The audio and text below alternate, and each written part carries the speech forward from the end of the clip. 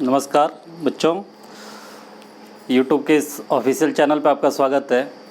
जो बच्चे नीट की प्रिपरेशन कर रहे हैं उनके लिए इलेक्ट्रोस्टैटिक्स के कुछ 4 बेहतरीन क्वेश्चन आज हम लेके आए हैं आपके सामने। फिज़िक्स में ज़्यादातर बच्चों को दिक्कत होती है, कहाँ कहाँ पे आपसे मिस्टेक्स होती है। इन सवालों के थ्रू हम देखेंगे कि कैसे आप उस मिस्टेक्स को ओवरकम कर सकते हैं। तो चलिए, ये नीट 2016 में क्वेश्चन आया है, इसको देखते हैं कि क्वेश्चन क्या कह रहा है।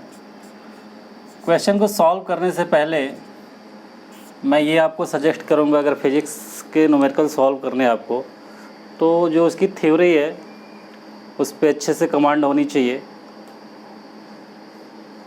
और उसके बाद जब भी आप न्यूमेरिकल करने जाएं तो न्यूमेरिकल का जो स्टेटमेंट है उसके एक एक लाइन को और एक एक कीवर्ड जो मिलते हैं उसको ध्यान से पढ़िए और उसको अंडरलाइन करिए।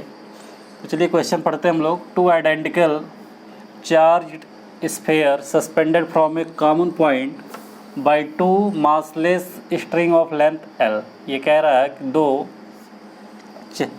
चार्ज स्फीयर है जो कि 2 स्ट्रिंग से बंधी हुई है, जिसकी लेंथ क्या है, L है। Initially distance small d apart, d जो क्या है L से बहुत छोटा है, because of their mutual their repulsion. तो ये क्वेश्चन कह रहा है कि एक आपका 2 चार्ज है स्फीयर है, ये initially due to mutual force, मान लीजिए यहाँ पे प्लस हो सकता है, यहाँ पर भी प्लस होगा, या यहाँ पे माइनस होगा तो यहाँ पर भी माइनस होगा, ठीक है।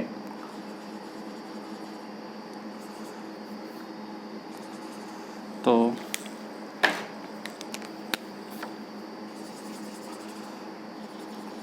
अगर ये पॉजिटिव होगा, सेम चार्ज होगा, तभी क्या होगा, रिपल्सिव फोर्स लगेगा इधर की तरफ F, और ये है F।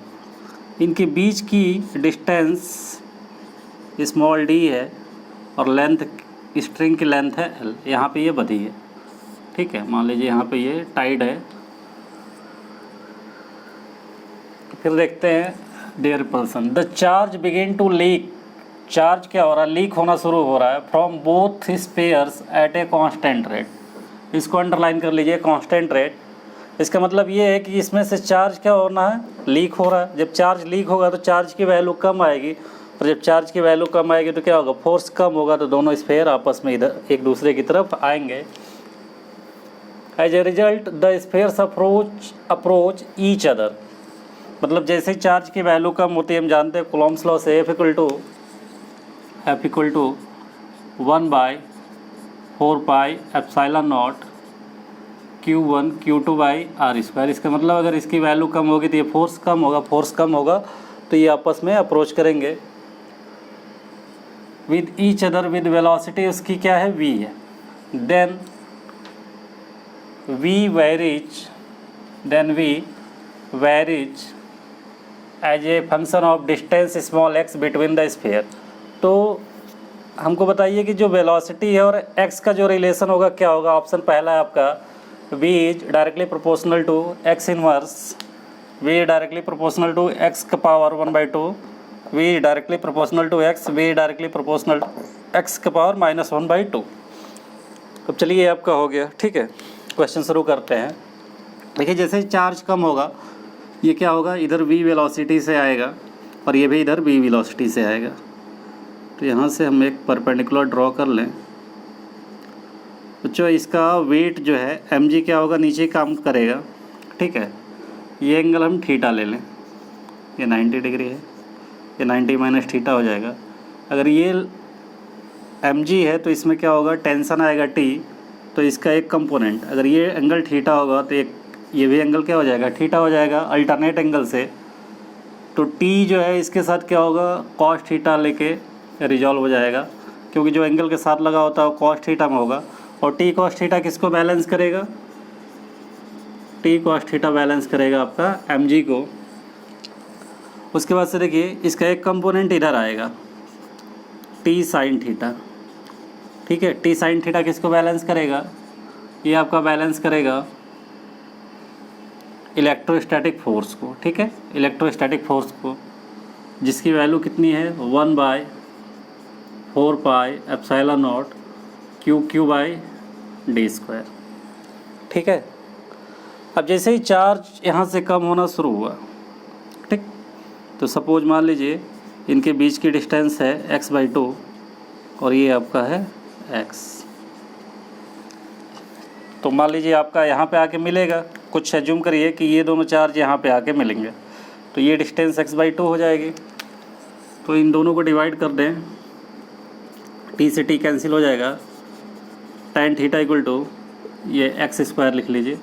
बाद की सिचुएशन की डिस्टेंस है, शुरू की नहीं है, तो 1/4πε0 Q/x² डिवाइड बाई mg, ठीक है। अब इसमें tan थीटा लगाइए, अगर ये x/2 है, ठीक है, और ये लेंथ l है, तो यहाँ पे एक एजम्पशन हमारा ये है कि जो एंगल है वेरी स्मॉल है, थीटा इज वेरी स्मॉल। तो हम क्या लिखेंगे, tan theta is equal to sine theta होगा, और ये क्या होगा, परपेंडिकुलर अपॉन बेस। तो बेस की जगह ये लगभग लेंथ बराबर होगी, ये हो जाएगी x/2 इंटू l, ठीक है। इन दोनों को इक्वल कर दीजिए, 1/4πε0 Q² upon x² by mg is equal to x/2l, ठीक है। अब हमारा इसको मल्टीप्लाई कर लीजिए, cross multiply, x³ upon mg into 2l is equal to 1/4πε0, ये आ गया।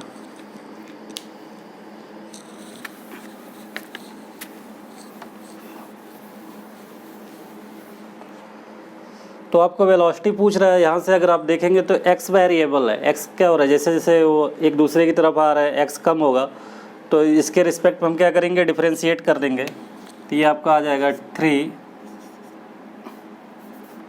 3x² dx/dt